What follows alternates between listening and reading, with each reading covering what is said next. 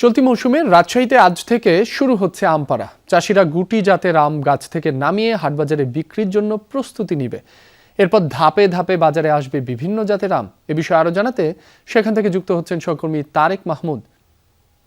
তারেক, আগের ঘন্টায় আপনি বলছিলেন আপনি বানেশ্বর এলাকার আম বাগানে রয়েছেন, বর্তমানেও কি সেখানে রয়েছেন? এখন কি চাষিরা আম পাড়া শুরু করেছেন কিনা, কোন জাতের আম এখন নামাচ্ছেন, একটু জানাবেন আমাদের। রাব্বি, যে বাগানটিতে ছিলাম কিন্তু পাশের সে বাগানটিতে রয়েছে এবং এই বাগানটিতে আম কিন্তু নামানো একদমই শেষ পর্যায়ে এবং চাষিরা এই বাগানের আমগুলো হাটে কিন্তু নিয়ে যাওয়ার যে প্রস্তুতি সেটি শুরু করেছেন এবং এখন পর্যন্ত তারা এই আমগুলো কিন্তু আনতে শুরু করেছেন এবং এখান থেকে এনে রাজশাহীর সব থেকে যে বৃহত্তম হাট বানেশ্বর হাট সেখানে কিন্তু আমগুলো নিয়ে যাবেন এবং আজকে থেকে গুটি আম নামানোর মধ্য দিয়ে কিন্তু রাজশাহীতে আমের মৌসুম সেটি শুরু হয়েছে এবং রাজশাহী জেলা জুড়েই কিন্তু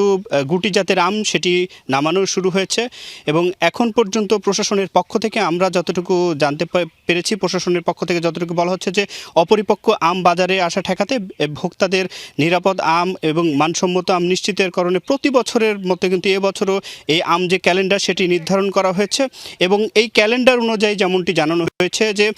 15 মে থেকে গুটি জাতের আম এবং 22 মে থেকে গোপালভোগ, 25 মে থেকে রানী পছন্দ লক্ষণভোগ, 30 মে থেকে হিমসাগর খ্রিস্টাপাত বাজারজাত করা হবে এবং 10 জুন থেকে ন্যাংরা এবং ব্যানানা ম্যাঙ্গো, 15 জুন থেকে আমরুপালি ফজলি আম কিন্তু সংগ্রহ করা যাবে। এখন পর্যন্ত রাজশাহীতে সকাল থেকে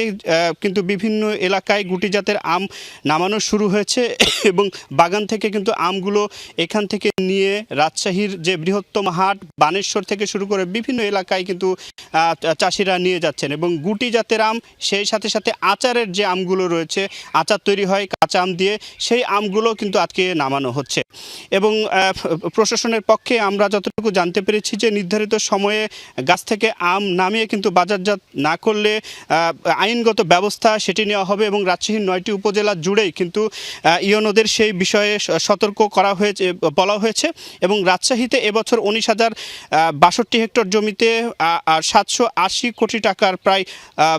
2,43,993 মেট্রিক টন আমের উৎপাদন লক্ষ্যমাত্রা কিন্তু ধরা হয়েছে। এখন পর্যন্ত আমি যতটুকু দেখছি যে রাজশাহীর বিভিন্ন এলাকায় সকাল থেকে আম নামানোর যে কার্যক্রম সেটি শুরু হয়েছে, চাষিরা আমগুলো নামাচ্ছেন এবং বাজারজাতকরণের যে প্রস্তুতি সেটি নিচ্ছেন। রাব্বি, তারেক, আপনাকে অনেক ধন্যবাদ।